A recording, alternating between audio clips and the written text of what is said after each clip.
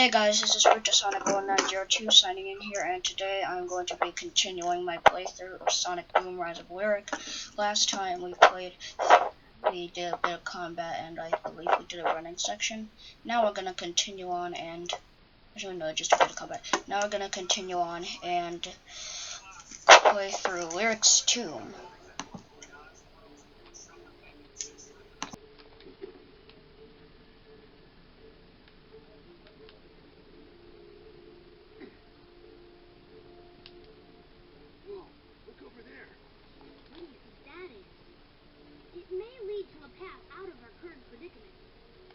Where we're headed.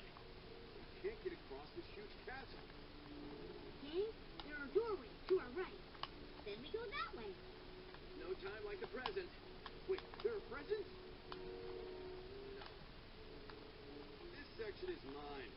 Only someone of my stature and brains can handle this. I'm the only one who can handle this area. Thanks, Al. I got this one.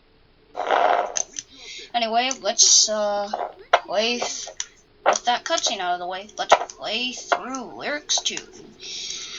In Lyric's Tomb, you have to play as all 4 characters in their own unique sections, and this level does a really good job of introducing these characters' playing styles and what they'll be like throughout the rest of the game.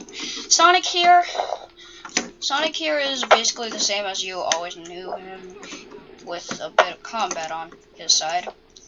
He can stomp, he can go fast, he can spin dash by holding X, but you can only charge up the spin dash for a certain amount of time. If you hold it down X for too long, then Sonic will just perform the spin dash in its current state. And then sometimes if you spin dash at a standstill and let go of X without holding forward, then Sonic will just stay in place. Specifically in Lyric's Lair, because that's when I experienced it the most. But anyway, this game has a fetish for switches because you're going to be pressing switches all the time in this level. And yeah, it's not annoying, but it sort of gets repetitive over time, you know. But anyway, we just got a crown, and the crowns aren't necessary for completing the game, but if you want to 100% the game, you need to get every crown and open every chest. And to my knowledge, there isn't any reward for getting 100%, except for maybe some pictures. Again, I don't really know. I've never 100% of this game, to believe it or not. I mean, I've owned it for a while now, but as far as I got is Lyric's Lair, and I was just playing Lyric's Lair until I decided to work on this video. The door is opening. Let's get out of here.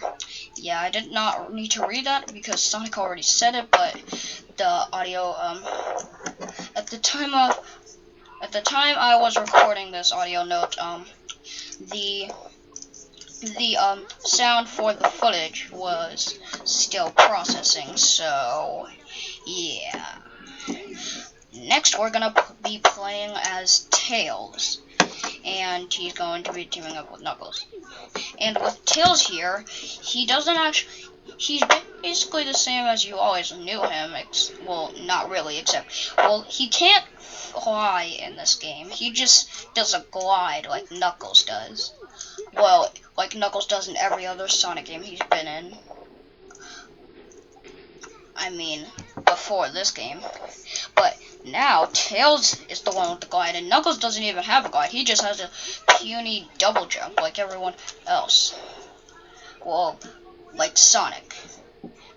Because Amy has a triple jump. But anyway, Tails' levels usually consist of yellow fans pushing you upwards, but there's none of that in this Tails section of the game, so yeah. Anyway, I just pushed a switch so we could just break the chest, but because Tails can't fly, we can't get back up there so easily. And one thing I don't really like about this area of the game is that sometimes there are things you might want to get, but due to the way forward being shown to you, it doesn't always seem like you can get them, but turns out you can, and it just gets pretty annoying sometimes. Anyway, I believe I can fly. Even though in this game tails can glide, I think about it every night and day. Spin my tails and soar away. I believe and fly away. I believe I can soar. I'm going through tubes to open the doors. I believe I can fly. That was the best remix of I Believe I Can Fly ever. I am a comedy genius. Anyway, we just diverted the beam into the door so we could open it. Like Tail said, okay, Sonic, it's your month. Okay, now we're playing as Amy, and as I already said, Amy has a triple jump, and she just said it herself, is she has 1, 2, 3, implying that she has a triple jump. And Amy's gameplay style revolves more around acrobatics, unlike in Sonic Adventure, where Amy was just a clone of Sonic, except. Actually, no, she was not clone of Sonic. In Sonic Adventure, she was pretty slow, and she could use her hammer to attack. And she can obviously still use her hammer to attack. I mean, Amy's hammer is her trademark weapon. And, yeah. And in this level, the only thing from Amy that's shown off right from the get-go is these pink ledges, which only Amy can grab onto, and usually they're positioned in a spot that only Amy can get to because, you know, of her triple jump, you know. Also, another great thing about this level is that in the background they show the character you're teaming up with on the screen, and it's really a nice touch. I wish more Sonic Boom games did this. I mean, if there's gonna be a 4 Sonic Boom game, I think they should make it in the style of Sonic Boom Fire and Ice, personally, and have a bit of Sonic Boom of this game mixed in with it, but due to the poor reception from the earlier Sonic Boom games, I don't think anyone wants to see another Sonic Boom game, not even Sega, so I really doubt that Sonic Boom 4 is gonna happen, and even if it does, I feel like I don't really know what they're gonna subtitle it, because this is Sonic Boom 1, and Shadow Crystal is Sonic Boom 2, technically, because, you know, they were released on the same day, both the games were released at the exact same time, at the exact same place, in the exact same day. At least I think at the exact same place. But anyway, we're just gonna stop to get the crowns, and I'm gonna try to get all the crowns in this area and every area in the game, because I want the 100% completion bonus. If there is one, I don't really know, but I still want to get the crowns because it adds an extra layer of fun to the game. Also, why is Amy the one that pushes the blue light into the crystal thing? I mean, are all the lights blue? I don't really know, because if you look at the background, if you just looked at the background, then it looks like all of the lights were a different color. Anyway, the last character we're gonna play as right now is Knuckles. Here I come, tougher than the rest of them. Tougher than the best of them. The rest of them, tougher than leather. You can call me Knuckles. Unlike Sonic, I don't chuckle. I'd rather flex my muscles. I'm hard as nails. It ain't hard to. Okay, I'm not about to say I know from me. Knuckles' theme song from Sonic Adventure 1. Anyway, Knuckles mainly consists of climbing walls, and that's really all he gets. He doesn't get orbs to homing attack on like Sonic does. He doesn't get ramps like Sonic does. He doesn't get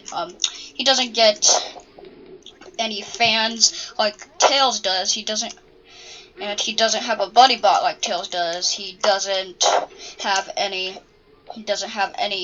tight ledges he needs to walk across like Amy. He doesn't have those cliffs like Amy. He's just Knuckles with a very poor double jump and a very lame combo attack, and all he gets is climbing walls. At least to my knowledge. And later in the game, he gets the ability to dig underground, like he usually does, sorta. At least now, unlike in Sonic Adventure and Sonic Adventure 2, you can actually control Knuckles underground, and that's something I want in my Dream Sonic game, for Knuckles to be in it and for him to be playable, and he can go under, and the player can control him underground. And we already have 11 crowns, my god. And I don't think we're gonna be getting all the crowns in this part because I don't really know where all of them are, and I know they're really really easy to find here, but because they're just shown to you. But yeah, I still don't think we're gonna be getting all of them because, you know, again, I don't know where all of them are. Anyway, we gotta press this switch here, and something every character in this game has in common, or at least every playable character, is that they all have a special charged attack, and later on in the game you can complete a mission to get the speedy charge power glyph. By the way, there are 9 power glyphs. And the speedy charge power glyph allows you to decrease the time it takes to charge up a fully charged special attack, like I just did it with Knuckles a few seconds ago. And by the way, Knuckles can attack while climbing walls if you press Y, but it's not really a punch, it's just a kick. Even though Rouge is the one that uses kicks a lot. I don't really know why Knuckles is stealing stuff from Rouge when Knuckles hates Rouge, but I don't really know. I'm not going to talk about Rouge in this, because she's not even in this game. I don't think she's ever going to be playable again, even though they might release an actual Sonic Adventure 3, even though Sonic 06 is technically considered Sonic Adventure 3 by a bunch of fans. I don't really know. I don't want to talk about it too much. Hey, we Mia, and with that, we have made it to the center of the tomb. Tomb is a funny word to me. Fun. Yeah, I'm getting pretty tired of this too, seriously. Knuckles' double jump is not that great. Anyway, let's just trigger the cutscene. See, guys, I told you I'd find the exit. No problem.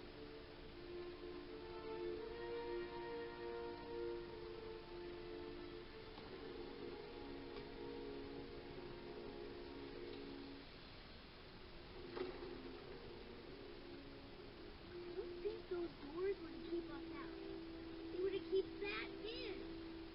Let's get out of here. Oh, wait, I forgot.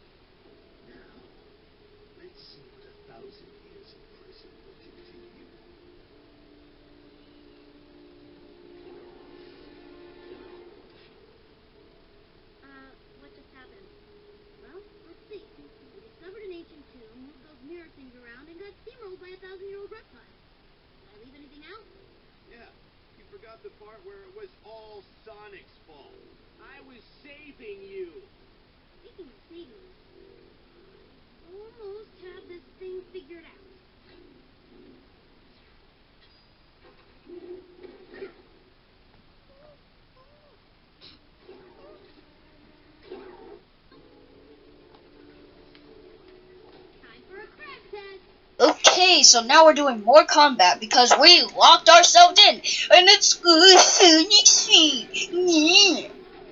seriously, I hate how everyone is just blaming Sonic for this, because I mean, you didn't have to follow him in there. I mean, so it's technically your fault because one, you fall. That slithering psycho. First, we gotta get out of here.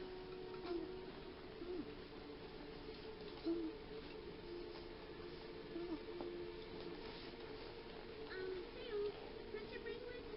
Now? Not exactly. I recalibrated the shackles into sort of energy. Great work, buddy. Maybe we can use these things to find a way out. Okay, as I was saying, one, it's technically your fault because one, you didn't have to follow him in there, and two, you could have just, and plus, you're the one that followed through with all this. You didn't have to you didn't have to go through all of that. You didn't have to grab all the crowns. You didn't have to break all the chests. You didn't have to open the chest. You didn't have to break all the doors. You didn't have to fight all the enemies. You didn't have to do any of this if you would have just stayed outside. So, technically, it's all your fault that you're stuck in here because you're the one that followed him in here, and you're the one that did all the sections correctly, even though I was controlling you the entire time. But this wouldn't have happened if you would have followed him in there. That's what I'm trying to say. My God, sorry, that was my inner fanboy. That was my inner fanboy being unleashed. Anyway, now, Taylor just made us these special energy beams so that we can do stuff like, this. And there are a lot of sections like this in the game where you have to ride a current that you can only hold on to with the inner beam, so you can, progress onward. And now we're in another Mach speed section. And the inner beam sections are very few and far between. There are some sections where they aren't even necessary to progress onward. They're just there for, exploration, like in the village hub world. There are a lot of hub worlds in this game. Well, not really hub worlds per se. I consider stuff like Lyric's Tomb to be actual levels. And I forgot to jump.